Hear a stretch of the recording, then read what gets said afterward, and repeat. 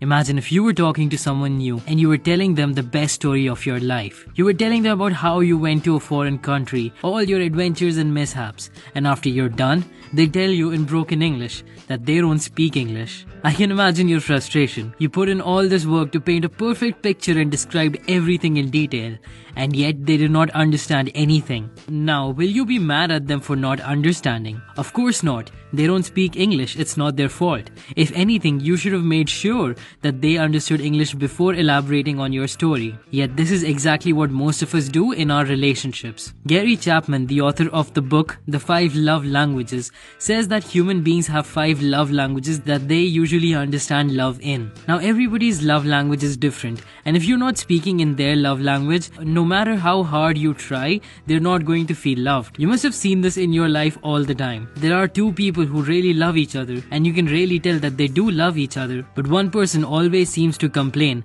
that they don't feel loved. This doesn't mean that the love isn't there, it just means that they're not able to perceive the love. Now the author talks about something called a love tank. A love tank is basically how loved a person feels. If a person's love tank is full, it means that they're happy and satisfied with the relationship. If it's empty, then it means that the person feels unloved and is unhappy with the relationship.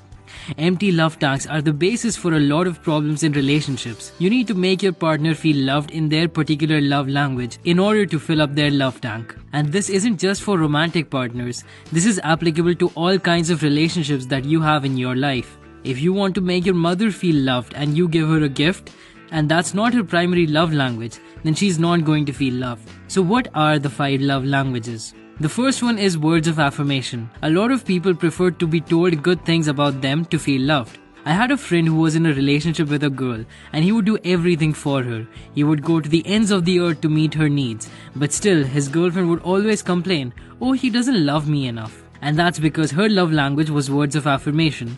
All his actions and efforts were not filling up her love tank, but a simple "I love you" or "you look beautiful today" would fill her love tank. Words of affirmation are some of the easiest things to give out. So if you have a person in your life who speaks this love language, be sure to be lavish in your praise. You can even do this through phone or text. As a side note, these are also the kinds of people who can be happy in a long distance relationship. The second love language is quality time.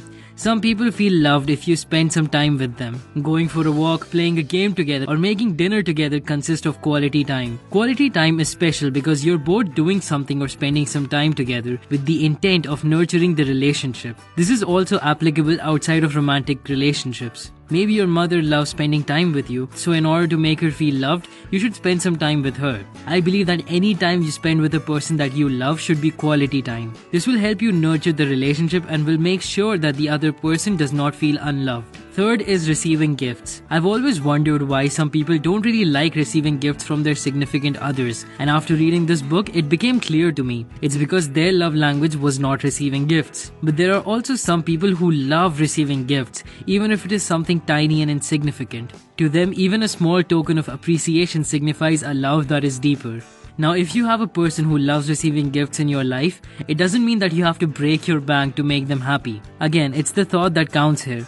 Even a small flower or a handwritten letter can be considered as gifts. I've also heard a lot of people complain, "Oh, I can never really figure out what gift to give someone." Well, you don't have to make it that complicated. Just about anything given with love will mean a lot more to the other person than not giving them anything at all. If you don't have money, make something and give it to them. I'm sure they're going to appreciate that gift way more than you think. The fourth is acts of service. Some people feel loved if you do something for them. If your partner speaks this love language, then the best way that you can make them feel loved is just by doing something for them. It could be as simple as doing their homework or washing the dishes. As long as you're performing an action to show them that you love them, they're going to appreciate it. Now, a lot of people think that they have to go over the top with these acts of service, that every year they have to organize a bigger birthday party, or that they have to constantly keep doing their partner's chores.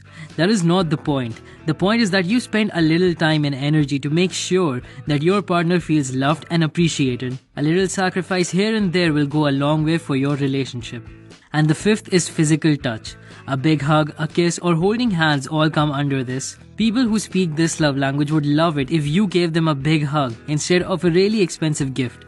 As a side note, people who speak this love language are also more likely to be unsatisfied in a long-distance relationship. Physical touch doesn't always have to be anything sexual, though that can certainly be a part of it. A little touch on the shoulder, a hug, or just holding their hand can be enough to make the other person feel very loved. Now I'll tell you what the problem with most relationships is. People give out love in the way they prefer to receive it. So if your love language is gift giving, you might be inclined to keep giving your partner a lot of gifts. But if your partner's love language is quality time, all of the gifts that you give will not nearly be as valuable as just spending some time with them. So you have to figure out what your love language is and what the love languages are of the people closest to you. And then you have to speak to them in those languages in order to make them feel loved. Now how do you figure out your love language? Here are 3 questions that you need to ask yourself to do that. What does your partner fail to do that causes you the most pain? What have you requested from your partner the most? And how do you express your love to your partner? Once you know what your love language is, try to communicate it to the people closest to you. This will greatly improve your relationships and will make you happier in general. That's all for now. If you liked the video, then please click the like button and subscribe if you haven't already. Thanks for watching.